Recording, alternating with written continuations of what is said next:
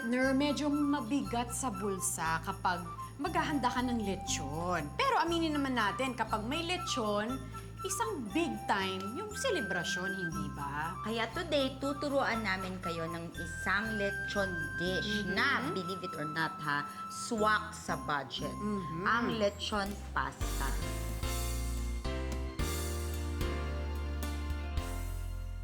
Ang maganda dito sa dish na ito, mga ka-kitchenomics, hindi nyo na kailangan ng isang buong lechon. 1 kilo lang ang kailangan ninyo. Pwede ninyong bilhin sa paborito ninyong lechonan. So una, igisa natin ang ating onion. Hanggang maging translucent yung kulay ng onions.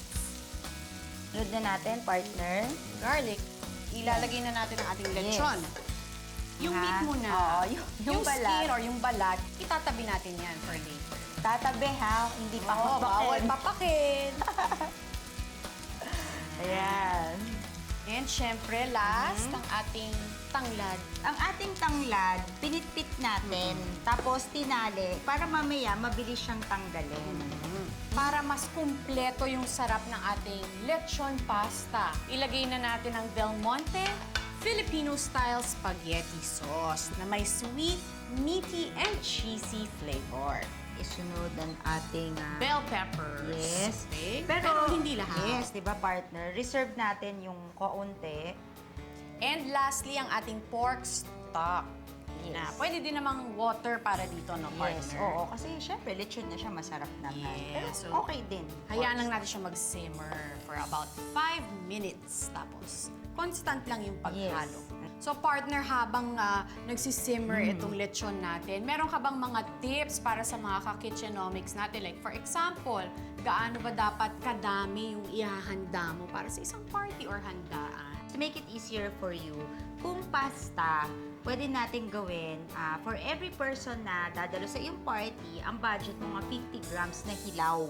So, alam mo, kunyari, 30. Oh, so, 30 ang tao. Oo, so mga 1.5 kilos ng Wow. pasta na hilaw, yun ang lulutuin mo ng budget. Tapos para sa mga meat naman, mga 1 kilo of kahit beef, chicken, or pork, mga 8 to 10 person. Okay, 1 kilo is good for 8 to 10. Oo. Okay. So, siguro pag mga 3 kilos. Okay. It's good enough for, Party, oo, yes, for a maramihan. party. Mga 30 plus na tao. Okay na yun. So after 5 minutes, season lang natin with salt and pepper para mas malasa. Oo. By this time, naghalo na yung flavors ng ating lechon at ating Yes. spaghetti sauce. Tapos, sisimmer lang natin at haluin for another 5 minutes. Luto na. Luto na, yes. So, turn off the heat. Pour lang natin Yes, over pour the over pasta. na Yun pasta yun. na. Sarap. Ang bango. Ayan. So, syempre, last but not the least, yung ating lechon skin. Paborito Sarap. ng lahat. Ilagay sa taas. Amoy pa lang, di ba? Nakakatakam na, partner. Dami mo sa side ko. Yeah. Ay, gusto talaga dyan sa side. Sige, isa pang Thank balat you. dyan. O, bukod sa madali lang siyang gawin, napakabilis. Amoy pa lang, masarap na talaga. Siguradong ito ang bida ng inyong party. Try na natin ang ating dish, partner.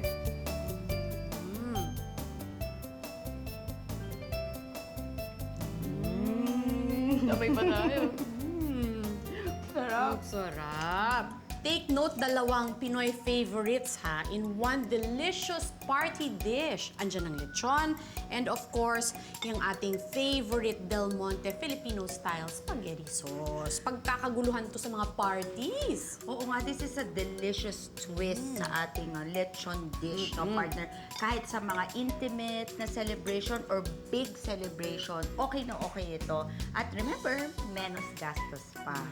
Kaya naman, for more easy-to-do and affordable party recipes, just visit www.delmonte.ph/recipes. Happy cooking! Del Monte Kitchenomics.